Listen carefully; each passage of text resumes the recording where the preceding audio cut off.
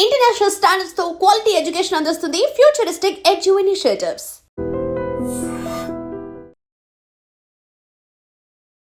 దేశమంతా ఎదురు చూస్తోంది బీహార్ ఎన్నికలకు సంబంధించి. ఈరోజు మొదటి ఫేజ్ జరుగుతోంది. 121 స్థానాలకి ఓటర్లు ఎవరిని ఎన్నుకోబోతున్నారు అనేది నవంబర్ 14న తేలబోతోంది.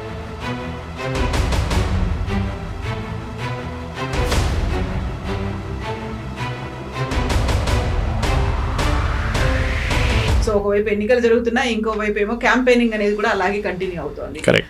ఫస్ట్ ఫేజ్ లో అవుట్కమ్ ఏముంది సార్, ఎలా అనిపిస్తోంది? ఫస్ట్ ఫేజ్లో 121 కాన్స్టిట్యున్సీస్ ఇవాళ పోలింగ్కి వెళ్ళింది. ఇప్పుడు దాకా బహుశా 50-52% దాకా ఓటింగ్ పర్సంటేజ్. చాలామంది మీడియా వాళ్ళు కన్ఫ్యూజ్ అయిపోతున్నారు ఇది ఎందుకు ఎక్కువ అవుతుంది అనేది. ఎందుకంటే ఎక్కువ ఎప్పుడైనా ఓట్లు పడితే చాలా క్రూషియల్ మహాగఠబంధన్కి. ఎవరు? మన RJD, Congress and CPML and CPM, CPI, వీళ్ళ ఒక మహాగఠబంధన్. సార్, ఎన్డీఏ గురించి, మహాగఠబంధన్ గురించి మాట్లాడుకున్నప్పుడు సైలెంట్ కిల్లర్ లాగా ఎంఐఎం అనేది వస్తుంది. గతంలోనే సీట్లు గెలుచుకుంది, అంతకు మించి అగ్రెసివ్గా ఈసారి Asaduddin Owaisi more focus on Bihar అనేది పెట్టుకున్నారు. అసదుద్దీన్ ఓవైసీకి ఒక ప్రాబ్లం ఉంది. ఆయనకు చార్మినార్ పార్టీ కాదు, హైదరాబాద్ పార్టీ కాదు, తెలంగాణ పార్టీ కాదు, నేను ఆల్ ఇండియా పార్టీ అని చూపడానికి ఆయన చాలా సంవత్సరాల నుంచి కష్టపడుతున్నారు. రుద్రాబాబు ఎందుకు బీహార్ అంటారు మీరు? సెక్యూరిటీ ఇష్యూ, వాళ్ళు కిడ్నాప్ చేస్తారు, ఎక్కడ తీసుకెళ్తారు మీకు తెలియదు. ఇదే పరిస్థితి యూపీలో ఉండే. బాహుబలీలు అక్కడ కూడా ఉన్నారు, ఇక్కడ బాహుబలీస్ అంటారు వీళ్ళందరినీ టు లార్జ్ ఎక్స్టెంట్. కానీ బీహార్లో పార్టీలే క్యాస్ట్ని రిప్రజెంట్ చేస్తారు. దానికోసం ఈసారి అమిత్ షా గారు made sure that Chirag Paswan ఒకవైపు నుంచి అలయన్స్ నుంచే పోటీ చేస్తారు, వ్యతిరేకంగా పోటీ చేయరని చెప్పేసి.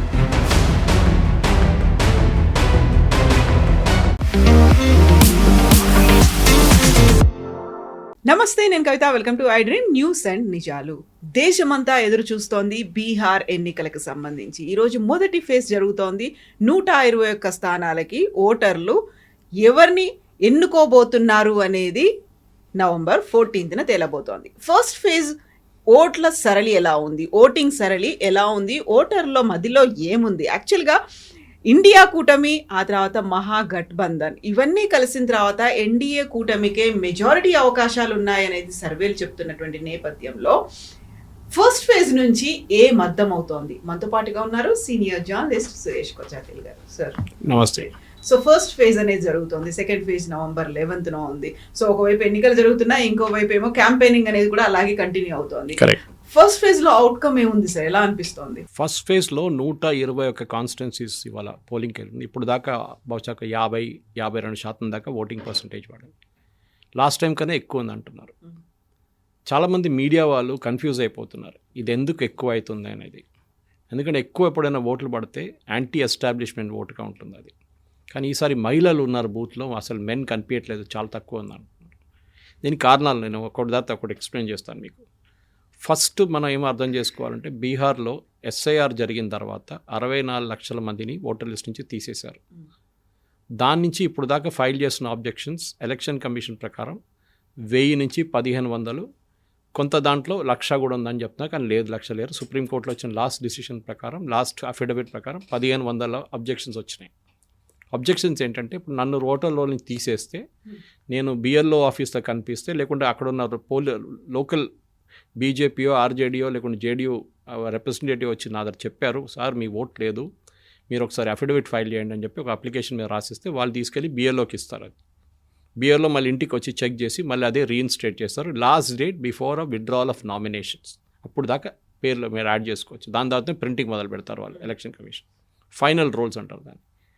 ఇప్పుడు జరిగిన దాంట్లో ఏంటంటే, ముందు మనకు అందరు తెలిసిందే, లాస్ట్ టైం ఎలక్షన్ బీహార్లో జరిగినప్పుడు 7,10,00,000 మంది ఉన్నారు ఓటర్స్. ఈ 5 సంవత్సరాల్లో అది పెరిగి 8 కోట్లు అయింది. 7.98 అని పెట్టుకోవచ్చు, 8 కోట్లని తీసుకుందాం మనం. ఎస్ఐఆర్ జరిగిన తర్వాత 7.2కి పడిపోయింది. అది ఆల్మోస్ట్ 80 లక్షల మందిని తీసేశారు. అది కాకుండా 24 లక్షల మందిని యాడ్ చేశారు. అంటే these are 18+ voters who crossed on June 1 తర్వాత 18+ ఎవరెవరు అయ్యారో వాళ్ళని తీసుకున్నారు జూన్ తర్వాత. సో దట్ కొత్త ఓటర్స్ని యాడ్ చేసుకున్నారు. ఇప్పుడు వస్తున్న ఓటింగ్ పర్సంటేజ్ చూస్తే మీరు last time voting percentage compare చేస్తే ఈసారి ఎక్కువ ఉంటుంది, న్యాచురల్లీ ఎక్కువ ఉంటుంది. ఎందుకంటే మీరు 64 లక్షల మందిని తీసినప్పుడు యాజ్ అ పర్సంటేజ్ ఆఫ్ 100 చూస్తే 6.5 to 6.7% ఓటర్స్ని మీరు లిస్ట్ నుంచి తీసేశారు. తీసినప్పుడు ఏమవుతుంది, ఈసారి 60% కూడా ఓటింగ్ పడితే యాక్చువల్లీ అది 66% అవుతుంది. ఎందుకంటే ఈ 6.4 ఆటోమేటిక్లీ యాడ్ అయిపోతుంది 6.6 దాంట్లో తీసేశారు కదా, యావరేజెస్ వర్క్ అవుతుంది అనమాట అప్పుడు. సో అది ఒక మిస్కన్సెప్షన్. కానీ మీడియాలో ఇప్పుడు దాకా నేను చూసిన అన్ని దాంట్లో కూడా వీళ్ళు ఎవరు దీని గురించి మాట్లాడలేదు. That you have removed 64 lakhs which supreme court has also agreed. Objections ఎవరి దగ్గర నుంచి రాలేదు. 1000 మందితో వచ్చింది, 1500 మంది వచ్చింది అంతే. అది కూడా కొంతమంది రిజెక్ట్ చేశారు. ఆ ప్రశాంత్ భూషణ్ ఫర్ ఎగ్జాంపుల్ సుప్రీంకోర్టులో ఫైల్ చేసిన అఫిడవిట్ కూడా అబద్ధాలని తెలిసిపోయి సుప్రీంకోర్టు ఆయన్ని చాలా సీరియస్ యాక్షన్ తీసుకున్నారు. ఆయన మీద వార్నింగ్ ఇచ్చారు ఆయనకి, ఇట్లాంటి ఫేక్ అఫిడవిట్ ఫైల్ చేయకండి అని చెప్పేసి. సో ఇప్పుడు ఇవాళ జరుగుతున్న దాంట్లో 121 కాన్స్టిట్యున్సీలు అని చెప్పేప్పుడు చాలా క్రూషియల్ మహాగఠబంధన్కి. ఎవరు, మన RJD Congress and CPML and CPM CPI వీళ్ళ ఒక మహాగఠబంధన్. ఎందుకంటే లాస్ట్ ఎలక్షన్లో ఈ పార్టీలకి 121లో 61 స్థానాలు వచ్చినాయి ఫస్ట్ ఫేజ్లో. లాస్ట్ టైం 3 ఫేజ్లో జరిగింది ఎలక్షన్ యాక్చువల్లీ, ఈసారి 2 ఫేజ్లో జరుగుతుంది. అది రీజన్ ఏంటంటే, ఒకటి బీహార్లో law and order situation improve అయింది, నక్సలిజం తగ్గింది. సో దానికోసం దే హ్యావ్ బాట్ 2 ఫేజ్లో చేసేస్తారు. అంటే సెక్యూరిటీ ఫోర్సెస్ని మూవ్ చేయాల్సి వస్తుంది, ఒక ఏరియా నుంచి ఇంకొక ఏరియా మూవ్ చేయాల్సి. ఫర్ ఎగ్జాంపుల్ నార్త్ బీహార్ జరిగింది అనుకోండి, ఫస్ట్ సౌత్ బీహార్కి పంపిస్తారు నెక్స్ట్ ఫేజ్కి. ఒకటి 6వ తారీఖు, ఒకటి 11వ తారీఖు. సో 6వ తారీఖు అది కాగానే అన్నీ తీసుకెళ్ళి డిపాజిట్ చేసుకుని 7వ తారీఖు అయిపోతుంది. 7వ తారీఖు వాళ్ళందరూ బయలుదేరి ఇక్కడికి వస్తే 9వ తారీఖు దాకా చేరుకుంటారు సదర్న్ బీహార్కి. ఎలక్షన్ అక్కడ మళ్ళీ ప్రాసెస్ స్టార్ట్ అవుతుంది అనమాట. ఇప్పుడు జరిగే దాంట్లో మహాగఠబంధన్కి 61 కన్నా తక్కువ వస్తే వాళ్ళు ఈసారి గవర్నమెంట్ ఫామ్ చేయలేరు. ఎందుకంటే నెక్స్ట్ ఫేజ్ బీజేపీ స్ట్రాంగ్ హోల్డ్లో జరుగుతుంది. BJP strong hold next election. ఈసారి బీజేపీ ఫస్ట్ ఫేజ్లో లాస్ట్ టైం కంపేర్ చేస్తే ఈ 120 స్థానాల్లో వాళ్ళు ఆర్జేడీ మహాగఠబంధన్ 61 కలిస్తే బీజేపీ వైపు నుంచి నితీష్ కుమార్ అండ్ బీజేపీ కలిసి 55 సీట్లు గెలిచారు. దాంతోపాటు చిన్న పార్టీలు హ్యామ్ అని చెప్పి మన ఈయన మాంజీ గారి పార్టీ ఒకటి ఉంది, అది కాకుండా వికాస్ ఇన్షాన్ పార్టీ అని ఇంకోటి ఉంది. వీళ్ళందరూ చిన్న చిన్న సీట్లు వచ్చినాయి, 2-3 సీట్లు అక్కడ కూడా వచ్చినాయి. Total 55 NDA, 61 Mahagathbandhan. ఇది ఫస్ట్ ఫేజ్లో. దీన్ని ఇప్పుడు నెక్స్ట్ ఫేజ్కి తీసుకెళ్లేటప్పుడు బీజేపీ స్ట్రాంగ్ హోల్డ్స్ నెక్స్ట్ ఫేజ్లో రాబోతుంది. ఇప్పుడు జరిగే పోల్లో ఇవాళ జరిగిన దాని ప్రకారం మహిళలు ఎక్కువ వస్తున్నారు, చాలామంది ఓటేయడం. అక్కడ కూడా the major television channels have got it wrong. మహిళలు వస్తున్నారు, ఎందుకు వస్తున్నారని చూడండి. ఎలక్షన్ కమిషన్ డేటా ప్రకారం కూడా ఈవెన్ పొలిటికల్ పార్టీస్ అగ్రీ చేస్తున్నారంటే బీహార్ నుంచి 75 లక్షల మంది బీహార్ బయట పనిచేస్తున్నారు. దాంట్లో మెజారిటీ ఆర్ మెన్. మహిళలు కూడా ఉంటారు, కొంతమంది ఫ్యామిలీస్ కూడా తీసుకెళ్తారు. మహిళలు కూడా పనిచేస్తారు, వాళ్ళు కష్టపడి పనిచేస్తారు. బీహార్ వాళ్ళని మెచ్చుకోవాలి ఆ పాటలో. వాళ్ళు రియల్ ఏం చెప్తారు, hard working people. Even UP అక్కడి నుంచి కూడా మన వాళ్ళు కూడా ఇక్కడ చేయని పనులు కూడా వాళ్ళు చేస్తారు వచ్చి ఇక్కడ. అట్లాంటిది మీరు చూసుంటారు. ఇక్కడ ఏదైనా మీరు కన్స్ట్రక్షన్ సైడ్కి వెళ్తుంది బీహార్ వాళ్ళు ఉంటారు. మా దగ్గర కూడా కేరళలో కూడా అంతే. కేరళలో పెట్రోల్ బంకు, రెస్టారెంట్ అన్నీ నడిపించేది బీహార్, యూపీ, అస్సాం, ఒడిషా నుంచి వాళ్ళు. ఇక్కడ కూడా అంతే. సో అదే పరిస్థితుల్లో బీహార్ నుంచి ఎంతమంది తిరిగి వచ్చారు బీహార్కి ఎలక్షన్కి. 75 లక్షల మంది ఉన్నారు కదా, అంటే మీకు దాంట్లో లిస్ట్లో 7,40 లక్షల మందిలో 75 లక్షల మంది బయట ఉన్నారు. ఆలోచించే ఎంత పెద్ద ఫిగర్ అది. అంటే 6.6 6.7 యాక్చువల్ ఓటింగ్ బేస్ ఉన్నారు మీకు ఇప్పుడు. 7,40 కాదు ఇప్పుడు, అది తగ్గింది ఇప్పుడు. వాళ్ళు ఎంతమంది వచ్చారు బీహార్కి అని క్వశ్చన్ వచ్చింది. సో ఈసారి ఏం జరిగిందంటే ఎలక్షన్ కమిషన్ కూడా చాలా స్మార్ట్గా ఛత్ పూజ టైం తర్వాతనే ఎలక్షన్ పెట్టారు. వీళ్ళు యూజువలీ బీహార్, ఇప్పుడు మీరు ఎక్కడైనా కన్స్ట్రక్షన్ సైట్కి వెళ్ళండి హైదరాబాద్లో, డల్ ఉంటారు ఈ టైంలో. ఎందుకంటే వీళ్ళందరూ వెళ్ళిపోయి ఉంటారు ఛత్ పూజకి. ఈవెన్ లార్జ్ ఎక్స్టెంట్ యూపీ వైపు నుంచి కూడా చాలామంది ఛత్ పూజకి వెళ్ళిపోతారు. సో కన్స్ట్రక్షన్ అంతా నెక్స్ట్ 1 month ఆగిపోతుంది. మీరు ఒకసారి వెళ్తే నెల తర్వాత తిరిగి వస్తారు. కొంతమంది ఇప్పుడు బెంగాలీ వాళ్ళు ఉన్నారు, వాళ్ళు దుర్గా పూజకి వెళ్తే మళ్ళీ నెల తర్వాత వస్తారు. యూపీ సైడ్ నుంచి ఉన్న వాళ్ళు కొంతమంది దివాళీకి వెళ్ళి మళ్ళీ రిటర్న్ వచ్చాక లేట్ అవుతుంది వాళ్ళు. సో ఇట్లాంటి చాలా కేటగిరీస్ ఉన్నాయి. ఫర్ ఎగ్జాంపుల్ ముస్లిమ్స్ వాళ్ళు ఈద్ టైంలో వెళ్తారు, మళ్ళీ లేట్ వస్తారు మళ్ళీ తర్వాత. సో ఛత్ పూజకి వెళ్ళిన దాంట్లో ఇప్పుడు మన ఇవాళ టైమ్స్ ఆఫ్ ఇండియాలో వచ్చిన ఆర్టికల్ ప్రకారం చాలామంది హైదరాబాద్ నుంచి బీహార్కి ట్రై చేస్తున్నారు, కానీ వెళ్ళలేకపోతున్నారు. ట్రైన్ లేవు అంటున్నారు సెకండ్ ఫేజ్కి. కరెక్ట్, ఎందుకంటే అన్ని ట్రైన్స్ ఇక్కడ నుంచి లేవు బీహార్కి. ఛత్ పూజ టైంలో ఎక్స్ట్రా ట్రైన్స్ పెట్టారు. సో ఈ 75 లక్షల్లో అట్లీస్ట్ 40 లక్షలు తిరిగి వచ్చారనుకోండి, 30 లక్షలని పెట్టుకుందాం. వాళ్ళు ఓట్ చేసేది ఎవరికి ఓట్ చేస్తున్నారు, అది చాలా ఇంపార్టెంట్ ఉంటుంది. ఎందుకంటే వాళ్ళు ఓట్ చేసేది డెవలప్మెంట్ చూసి ఓట్ చేస్తున్నారు. వాళ్ళు పనిచేస్తున్న చోట్లలో ఉన్న ప్రాబ్లం ఏంటి, వాళ్ళు పనిచేస్తున్న హైదరాబాద్లో మల్టీ స్టోరీడ్ అపార్ట్మెంట్ చూస్తున్నారు, వాళ్ళు అక్కడ పిల్లలు స్కూల్కి వెళ్తున్న చూస్తున్నారు, ఇంటర్నేషనల్ స్కూల్స్ చూస్తున్నారు, హోటళ్ళు చూస్తున్నారు, అన్నీ చూస్తున్నారు. మా బీహార్లో ఇది ఎందుకు లేదు అని అడుగుతున్నారు ప్రశ్న. అది చాలా ఇంపార్టెంట్ క్వశ్చన్. బీహార్లో డెవలప్మెంట్ ఎందుకు జరగలేదు? రాహుల్ గాంధీ ఏమంటున్నారు, నితీష్ కుమార్ ఉద్యోగం ఇవ్వలేదు, బీహార్ వాళ్ళు అందరు లేబర్ అయిపోయారు, బీహార్ వాళ్ళు వెళ్ళి దుబాయ్ కట్టారు అని చెప్తున్నారు. దుబాయ్ కట్టింది మలయాళంలో, అది సపరేట్. కానీ ఇప్పుడున్న కన్స్ట్రక్షన్ వర్కర్స్ అంతా బీహార్ నుంచే. నేను లేక్ వెళ్ళినప్పుడు ఒక 2024 ఎలక్షన్ టైంలో లేక్ వెళ్ళాను, లదాఖ్. ఆ టైంలో అక్కడ వెళ్ళినప్పుడు మా ఫ్లైట్లో ఒక 80% వేర్ లేబరర్స్. ఎందుకంటే అక్కడి నుంచి లేకుంటే మీరు ఢిల్లీ నుంచి లేక్ వెళ్ళాలంటే మీకు చాలా పెద్ద ప్రాసెస్ అది. మీకు ఆల్మోస్ట్ 2 days పడుతుంది అక్కడ చేరుకోవడానికి. సో వీళ్ళు కాంట్రాక్టర్స్ ఏం చేస్తున్నారు, వీళ్ళు ఫ్లైట్లోనే పంపించేస్తున్నారు వీళ్ళని. అందరూ most of them where from UP and Bihar. నేను అడిగాను కూడా, ఎందుకు వెళ్తున్నాడు సార్, ఇక్కడ ప్రాజెక్ట్ ఉంది, ఒక ఏదో టనల్ ప్రాజెక్ట్ నడుస్తుంది, అక్కడికి వెళ్తున్నాం మేము, అక్కడ 6 నెలలు ఉంటాం, మినిమం 6 నెలలు ఉంటామని చెప్పారు. వాళ్ళ కాంట్రాక్ట్ ఉందంట. So this is important. Bihar hard working people అనేది కరెక్ట్, కానీ ఎందుకు బీహార్లో డెవలప్మెంట్ జరగట్లేదు అది ఇంకొక ఇష్యూ. ఎందుకు జరగట్లేదు అంటే ఇది ప్రాబ్లం. అంటే అక్కడ ఇండస్ట్రీ అనేది లేదు, ఒక్క ఇండస్ట్రీ కూడా లేదు. మీరు చూడండి మేజర్ ఇండస్ట్రీ, ఎందుకంటే బీహార్ లాంటి చోట్ల చాలా మటుకు ఆపర్చునిటీస్ ఉన్నాయి అక్కడ. ఎస్పెషలీ వాళ్ళ మినరల్స్, చాలా మినరల్ రిచ్ ప్లేస్ అది. ఛత్తీస్గఢ్ కానీ, జార్ఖండ్ కానీ, బీహార్ కానీ చాలా మినరల్ రిచ్ స్టేట్, కానీ డెవలప్మెంట్ అస్సలు జరగలేదు. మోదీ గారు పదే పదే జంగల్ రాజ్ అని చెప్తున్నాను, మీకు గుర్తుంటుంది. ఇది జంగల్ రాజ్. అక్కడ ఒక ఇంజనీర్ కానీ, ఒక డాక్టర్ ఉంటే, లేకుంటే మీరు ఏదైనా ఫైనాన్షియలీ బిజినెస్గా ఉంటే మిమ్మల్ని 100% కిడ్నాప్ చేస్తారు. కిడ్నాప్ చేసి 25 లక్షలు 50 లక్షలు వేసుకుంటారు వాళ్ళు. So that is a problem. So ఈ ప్రాసెస్లో దెబ్బతింటారు వీళ్ళు మొత్తం ఇండస్ట్రీ. ఎవరు రారు అక్కడికి. Nobody will come to Bihar to invest. ఎందుకంటే ఇప్పుడు మీరు అనుకోండి, రేపు ఒక ఫ్యాక్టరీ పెట్టారు, మీ అమ్మాయిని ఎక్కడ పంపిస్తారా మీరు పని చేయడానికి, లేకుంటే మీ అబ్బాయిని ఎక్కడ పంపిస్తారా పని? లేదు, వద్దురా బాబు, ఎందుకు బీహార్ అంటారు మీరు. సెక్యూరిటీ ఇష్యూ, వాళ్ళు కిడ్నాప్ చేస్తారు, ఎక్కడ తీసుకెళ్తారో మీకు తెలియదు. ఇదే పరిస్థితి యూపీలో ఉండే. బాహుబలీలు అక్కడ కూడా ఉన్నారు, ఇక్కడ బాహుబలీస్ అంటారు వీళ్ళందరినీ. అంటే మొత్తం గ్యాంగే నడుస్తుంది, గ్యాంగ్ నడుస్తుంది అక్కడ. సాయంత్రం 6 దాకా మీరు బయట రోడ్డు మీద రాలేరు యూపీలో. ఫస్ట్ నాకు గుర్తున్నప్పుడు నోయిడాకి వెళ్ళినప్పుడు మా గెస్ట్ హౌస్ వాచ్మెన్ నాకు చెప్పారు ఒకసారి, సార్ బయటకు వెళ్ళకండి 7 తర్వాత అని చెప్పి, ఏం జరుగుతుందో తెలియదు అని. సో అట్లాంటి పరిస్థితి నుంచి యోగి ఆదిత్యనాథ్ చాలా మటుకు క్లియరప్ చేసేసారు, కంప్లీట్ గ్యాంగ్స్ని చంపేశారు, ఫినిష్ చేసేసారు గ్యాంగ్ మెంబర్స్ని. ఇప్పుడు జరుగుతున్న దాంట్లో ఇప్పుడు బీహార్లో కూడా అదే జరగాలి. సరే, నేను ఎక్స్ట్రా జ్యుడిషియల్ కిల్లింగ్స్ ఏం చెప్పట్లేదు, కానీ there should be some action that should happen. అది చాలా ఇంపార్టెంట్ అన్నమాట. సో ఆ జరగాల్సింది ఏంటంటే బేసిక్లీ బీహార్ని మొత్తం లా అండ్ ఆర్డర్ మార్చేసేయాలి. బీహార్లో చాలా స్ట్రిక్ట్. ఇప్పుడు కూడా బాహుబలి చాలామంది ఉన్నారు. ఇప్పుడు ఒక మర్డర్ జరిగింది మొన్ననే ఎలక్షన్లో.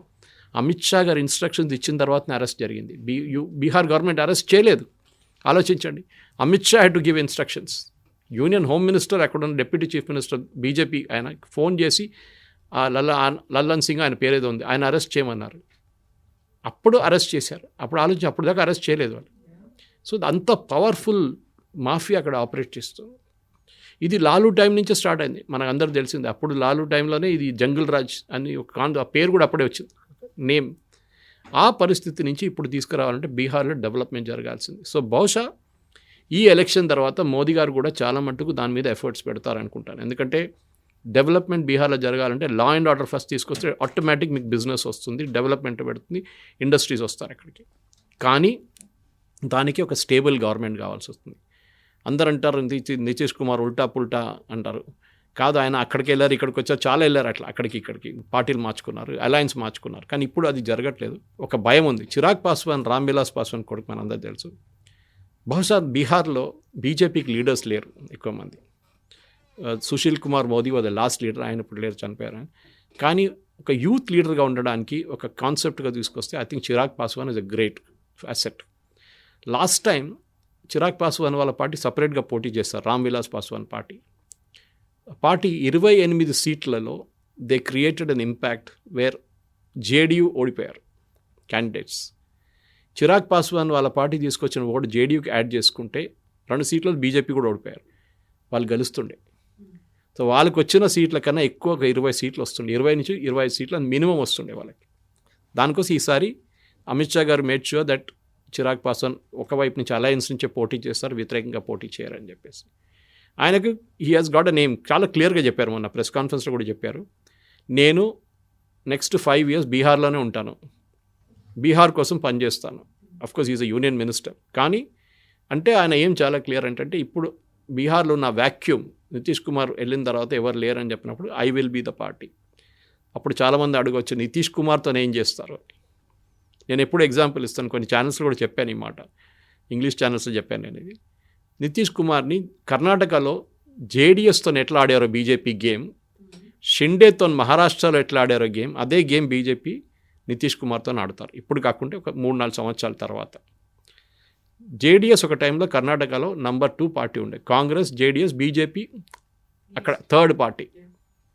ఏమైంది, స్లోలీ 15 years లోపల యదియూరప్ప గారు వచ్చిన దాని తర్వాత పార్టీ స్ట్రెంగ్తన్ చేసుకుంటూ వచ్చి బీజేపీ ఇప్పుడు జేడీఎస్ని మాండ్యా పార్టీ నుంచి తీసి నాన్ మాండ్యా పార్టీ కూడా చేసేసారు. మాండ్యా ఏరియాలో స్ట్రాంగ్ ఉండేవాళ్ళు. ఇప్పుడు చూడండి పరిస్థితి, కుమారస్వామిని తీసుకెళ్ళి యూనియన్ మినిస్టర్లో పెట్టేశారు, దేవగౌడకి ఒక ఎంపీ పోస్ట్ ఇచ్చేశారు, అయిపోయింది కథ. ఇప్పుడు ఇద్దరు అసలు మాట్లాడలేదు. అక్కడ జేడీఎస్ అనే పార్టీ ఉందా లేదా అని కూడా డౌట్ వస్తుంది మనకి. బహుశా నెక్స్ట్ ఎలక్షన్ వచ్చినప్పుడు మళ్ళీ కొంచెం లేచి మాకు సీట్లు కావాలంటారు. అప్పుడు కర్ణాటక తర్వాత మహారాష్ట్రలో కూడా అదే గేమ్ ఆడారు బీజేపీ. షిండేని ఫస్ట్ టైం స్ప్లిట్ చేసి బయటకు వచ్చిన తర్వాత శివసేన నుంచి షిండేని ముఖ్యమంత్రి చేశారు. సెకండ్ టైం ఎలక్షన్ వచ్చినప్పుడు ఏం చేశారు, ఫడ్నవీస్ని ముందుకు తీసుకొచ్చి ఎక్కువ సీట్ల మీద పోటీ చేసి గెలిచి షిండేని పక్కన పెట్టేశారు. Slowly Shinde will become a non entity after some time, ఒక 10 సంవత్సరాల తర్వాత. అదే గేమ్ బీహార్లో కూడా ఆడాల్సి వస్తుంది. ఎందుకంటే బీహార్లో నేను చెప్పినట్లు బీజేపీకి లీడర్ లేరు. సో బహుశా రేపు చిరాగ్ పాస్వాన్ని కూడా పార్టీలో తీసుకొని ఆయన్ని బీజేపీ ఒక పార్టీగా పెట్టి, లేకుంటే use him as alliance partner, మాకు లీడర్ లేవు మేము ఈయన నడిపించుకుంటామని చెప్పి చిరాగ్ పాస్వాన్ పెట్టు. So Chirag Paswan is going to be the main campaign. ఎందుకంటే ఆయన హ్యాండ్సమ్ ఫిలిం స్టార్ లాగా ఉంటారు. You acted also I think some సినిమాలు కూడా చేశారు. So he's a very positive find for ఎందుకంటే బీహార్లో యూజువలీ ముస్లోలు ఉంటారు, లాలు, నితీష్, తేజస్వి వచ్చినప్పుడు అందరు ఏమన్నారు, ఈ యంగ్స్టర్స్ అందరు అట్రాక్ట్ అయిపోతారు తేజస్వికి అని. కానీ అది జరగలేదు, మనం అందరు చూసాం. అదొకటి. కవిత గారు ఇంకొకటి ఇంపార్టెంట్ థింగ్ అంటే ఇవాళ పొద్దున్న ఇప్పటిదాకా వస్తున్న దాంట్లో మహిళలు చాలామంది ఓటేశారన్నారు బీహార్లో. మహిళలు క్రౌడ్ చాలా ఉంది. ఒకటి మోదీ గారు ఆ స్కీమ్ ఒకటి తీసుకొచ్చారు, 10,000 రూపాయలు మహిళలకి ఉద్యోగం స్టార్ట్ చేయడానికి. చాలామంది దాన్ని బ్రైబ్ అన్నారు.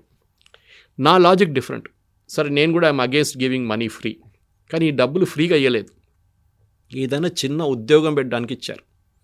ఇవాళ కాకుండా రేపు వచ్చి ఆఫీసర్స్ వచ్చి చెక్ చేస్తారు, ఏం ఉద్యోగం పెట్టారా, మా కుట్టు మిషన్ కొనుక్కున్నారా, 2 ఒక కిరాణా షాప్ పెట్టుకున్నారా, లేకుంటే ఇంకేదైనా చిన్న 10,000 రూపాయలతో మీరు ఎక్కువ ఏం చేయలేరు.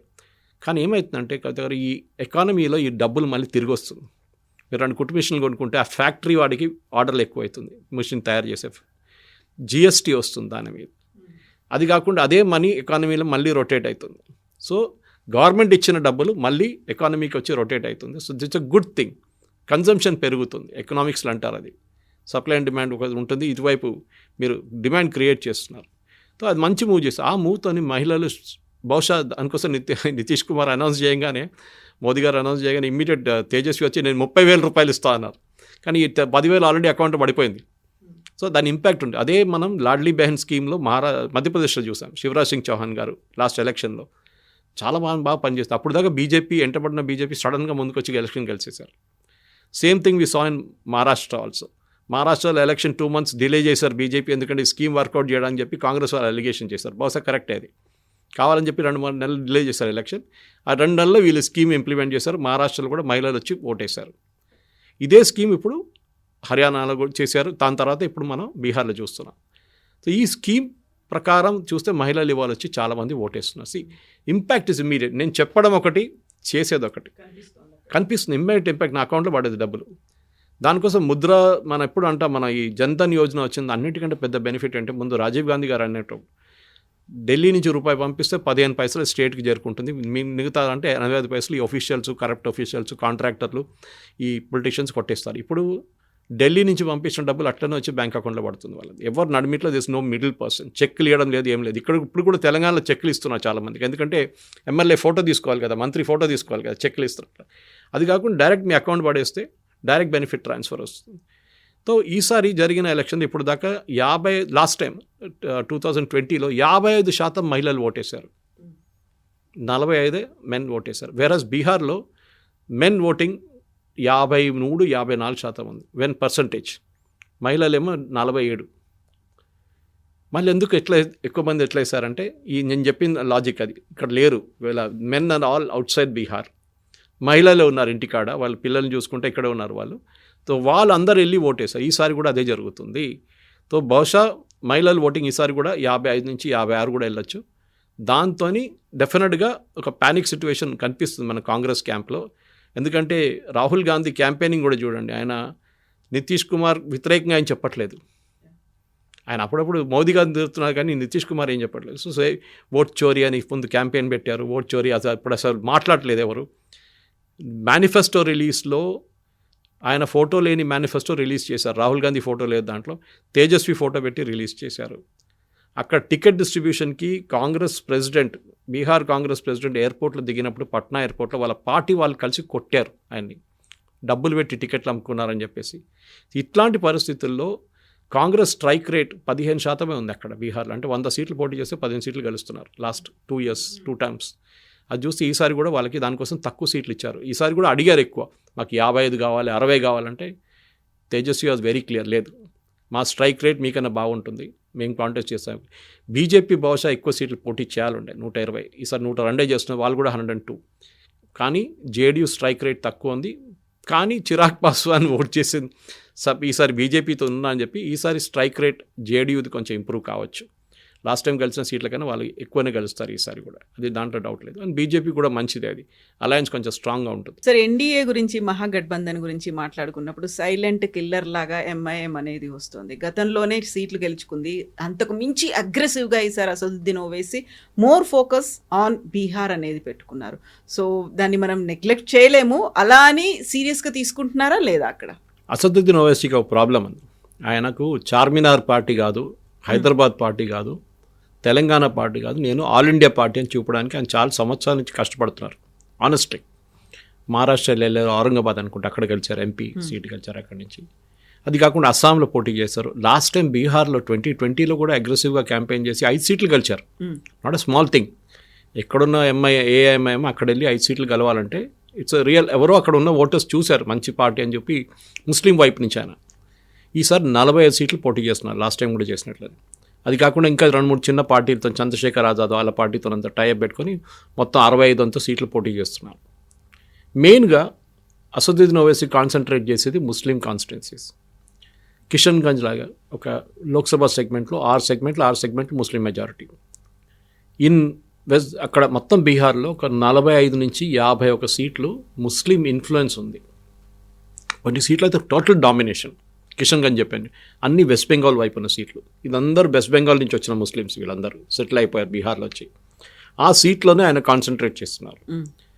నేను మొన్న ఆయన ఒక స్పీచ్ నా ఫేస్బుక్లో వేసాను, ఒకటి పోస్ట్ చేశాను. క్లారిటీ ఎంత బాగుండేదంటే, ఆయన అటాక్ చేసేది మోదీ గారిని కాదు. మోదీ గారిని అక్కడెక్కడ చెప్పారు 15 లక్షలు అది ఇదని చెప్పారు, కానీ తేజస్వి మీద అటాక్ చేస్తున్నారు. తేజస్వి ఏం చేశారు ముస్లిమ్స్కి? అక్కడ వాళ్ళ పార్టీ పరిపాలిస్తున్న టైంలోనే మ్యాక్సిమం కమ్యూనల్ రైట్స్ జరిగింది, అక్కడ ముస్లిం మీద అత్యాచారాలు జరిగినాయి ఆర్జేడీ టైంలోనే అని చెప్పి డైరెక్ట్ అటాక్ వాళ్ళ మీద చేస్తున్నారు. ఎందుకంటే ఆర్జేడీ పార్టీకి ఎంవై కాంబినేషన్ అంటారు, అక్కడ ముస్లిం యాదవ్ కాంబినేషన్.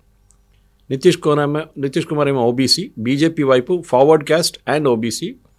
మాంజీ గారు పార్టీ ఏమో ఎక్స్ట్రీమ్లీ బ్యాక్వర్డ్ క్లాస్. పాస్వాన్దేమో వాళ్ళ పాస్వాన్ కేటగిరీ అండ్ ప్లస్ అక్కడ ఒక ఓబీసీ కేటగిరీ వాళ్ళది. సో బీహార్లో మన ఆంధ్ర వైపు లాగానే చాలా క్యాస్ట్ డివిజన్స్ చాలా చాలా ప్రామినెంట్. క్యాస్ట్ అనగానే అక్కడ మీరెవరికి ఓటేస్తున్న, మన దగ్గర కూడా కాపు, కమ్మ, రెడ్డి అట్లనే తెలంగాణలో అంత లేదనుకోండి, కానీ ఆంధ్ర వైపు మన అందరికి తెలిసిందే. అట్లనే సేమ్ థింగ్ ఇన్ బీహార్. ఈ పోటీలోనే వీళ్ళందరూ పార్టీలు ఎప్పుడైనా మన దగ్గర టు అ లార్జ్ ఎక్స్టెంట్, కానీ బీహార్లో పార్టీలే క్యాస్ట్ని రిప్రజెంట్ చేస్తారు. వాళ్ళు ఓపెన్గా చెప్తారు, మేము ఈ ఎక్స్ట్రీమ్లీ బ్యాక్వర్డ్ క్లాసు, ఆయనేమో ఓబీసీ, ఈయనేమో ఫార్వర్డ్ క్యాస్ట్, ఆయనేమో ముస్లిం యాదవ్ ఓట్ బ్యాంక్. ఈ ముస్లిం యాదవ్ ఓట్ బ్యాంక్ని బ్రేక్ చేయడానికి ఓవైసీ దిగారనమాట. అది బీజేపీకి మంచి న్యూస్. అది ఇప్పుడు కాదు, ఇప్పుడు నేను చెప్తుంటారు బీజేపీ బీ టీం ఓవైసీ గారు అని చెప్పి. ఒకసారి నాకు అనిపిస్తుంది కరెక్టేది అని చెప్పి. ఎందుకంటే అస్సాంకి వెళ్ళి అక్కడ కూడా చేసిన తర్వాత అస్సాంలో చాలా మటుకు కాంగ్రెస్ కాకుండా ఏఐయుడిఎఫ్ బద్రుద్దీన్ అజ్మల్ పార్టీ కూడా అక్కడ ఓడిపోయిన కారణం ఓవైసీ. బీహార్లో కూడా ఈసారి 45 సీట్లు పోటీ చేస్తే ఈ తేజస్వికి రావాల్సిన సీట్లు చాలా మటుకు ఓవైసీ వాళ్ళ పార్టీకి వెళ్తుంది. గెలవరు, కానీ వాళ్ళ 5 సీట్లు 6 సీట్లతో వస్తుంది, ఎక్కడ పోతుంది. అది కాకుండా మిగతా సీట్లలో డ్యామేజ్ క్రియేట్ చేస్తారు. లాస్ట్ టైం మన చిరాగ్ పాస్వాన్ గురించి మాట్లాడాను చూడండి, 2020లో జేడీయూని ఎట్లా డ్యామేజ్ చేశారు. ఈసారి డెఫినెట్గా బీహార్లో కూడా కాంగ్రెస్ కాకుండా కాంగ్రెస్ ఎక్కువ ప్రసక్తి లేదు అక్కడ, ఉన్నదంతా ఆర్జేడీ మీద అటాక్ చేస్తున్నారు. మీరు ర్యాలీలో కూడా చూడండి చాలా అగ్రెసివ్గా మాట్లాడుతున్నారు. పెద్ద పెద్ద huge crowd, I was surprised. ఇంత పెద్ద క్రౌడ్ బీహార్లో అసదుద్దీన్ ఓవైసీ తీసుకుని, అండ్ క్లారిటీ వైజ్ మాట్లాడేది ఏదో జనరల్గా మాట్లాడడం కాదు. నాకు ఒకసారి అనిపిస్తుంది మోదీ గారి కన్నా ఎక్కువ అగ్రెసివ్గా ఉన్నారేమో అయినా అని అటాక్ చేసే దాంట్లో. స్పెసిఫిక్ తీసుకొని అటాక్, మోదీ గారు జనరల్గా జంగల్ రాజ్ హే ఓ హే ఏ హే అంటారు, కానీ ఈయనైతే స్పెసిఫిక్ ఇన్స్టెన్స్ పేపర్లో రాసుకొని చెప్తున్నాడు ఈ రోజు ఒక రైట్ జరిగింది, ఇంతమంది చనిపోయారు, అంటే ఇంతమంది ముస్లిమ్స్ ఉన్నారు, మీరేం చేశారు తేజస్వి యాదవ్, మీరేం చేశారు లాలూ యాదవ్ అని అడుగుతున్నారు. సో అట్లాంటి స్పెసిఫిక్ ఇన్స్టెన్స్ బహుశా ఈ ఎలక్షన్లో చాలా మట్టుకు డ్యామేజ్ ఆర్జేడీకి జరగబోతుంది. మళ్ళీ ఎంఐఎం వైపు నుంచే ఓవైసీ వాళ్ళ పార్టీ ఎన్ని ఓట్లు తీసుకెళ్ళిపోతారో దాని మీద వీళ్ళ ఫైనల్ కౌంట్ ఉంటుంది. మేము చెప్పినట్లు ఈసారి ఫస్ట్ ఫేజ్లోనే చాలా మటుకు పోతే సీమాంచల్ రీజన్ కానీ అక్కడ ఎక్కువ పోటీ చేస్తారు వాళ్ళు, అక్కడ పోటీ చేసిన సీట్లు కూడా పోతే డెఫినెట్గా డ్యామేజ్ ఆర్జేడీకి, కాంగ్రెస్కి ఎక్కువ ఉండదు. కాంగ్రెస్ అసలు షోలో లేరు, అసలు ఎక్కడ లేరు, పక్కన కూడా ఆర్జేడీ మీద ఉంటుంది ఇంపాక్ట్. అది ఓవైసీ గారు డెఫినెట్గా క్రియేట్ చేస్తారు. కానీ ఓవరాల్ ఎస్ ఇంట్రెస్టింగ్ ఫేజ్, ఎందుకంటే ఒక 65% ఓటింగ్ పడింది అనుకోండి. యూజువల్లీ ఎప్పుడు అంటారు ఓటింగ్ ఎక్కువ ఉంటే యాంటీ ఇన్కంబెన్సీ అంటారు దాన్ని, అంటే ఉన్న పార్టీకి వ్యతిరేక. కానీ ఇప్పుడు కూడా ఇవాళ కూడా టైమ్స్లో చూసాను ఆర్టికల్ ఒకటి, నితీష్ కుమార్కి యాంటీ ఇన్కంబెన్సీ అనేది లేదు.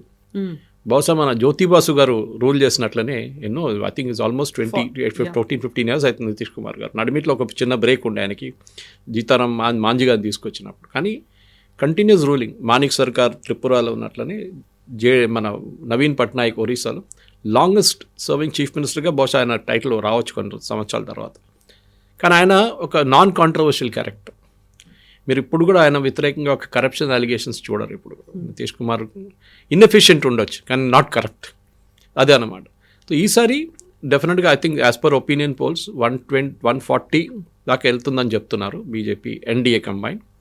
అమిత్ షా గారు ఏమో 160 అంటున్నారు. ఆయన చెప్పినప్పుడు మనం ఈజీగా తీసుకోకూడదు, లైట్ తీసుకోకూడదు. ఎందుకంటే అమిత్ షా గారి దగ్గర ఉన్న ఇంటెలిజెన్స్, ఆయన దగ్గర ఉన్న ప్రీపోల్ సర్వేస్ అన్నీ చాలా క్లియర్గా ఇండికేట్ చేస్తాయి. 160 రాకుంటే కానీ 140 వస్తుంది. అది నా అంచనా ప్రకారం కూడా అదే ఫిగర్ రావచ్చు డెఫినెట్గా బీహార్ ఎలక్షన్. మ్యాజిక్ ఫిగర్ ఎలాగో క్రాస్ అయిపోతుంది కాబట్టి that's what. So we'll have to wait till November 14th Jawaharlal Nehru's birthday. ఆ రోజు ఏం జరుగుతుందో మనం చూద్దాం. Yes sir, thank you so much sir. Thank you. And for more videos, Please subscribe to iDream. Please subscribe to iDream. Please subscribe iDream. And please subscribe to iDream. For more videos, subscribe to iDream. please like, share and subscribe to the channel. Congratulations, iDream. Subscribe to iDream. Subscribe to iDream. So subscribe to iDream Media. iDream ki iDream team andarki huge congratulations. Please subscribe iDream Media. Please subscribe to iDream. Subscribe iDream. Please subscribe to iDream. iDream అంటే నా కళల ఛానల్ను subscribe చేసుకున్న నోరు తిరుగుతలేదు, మీరైతే గంట గుర్తు కొట్టండి. For more such videos, please subscribe to iDream. Subscribe to iDream. Please subscribe to iDream. Please subscribe iDream Media. Please do subscribe to iDream. Please subscribe to iDream Media. For best entertainment and information, please subscribe iDream. And don't forget to subscribe to iDream.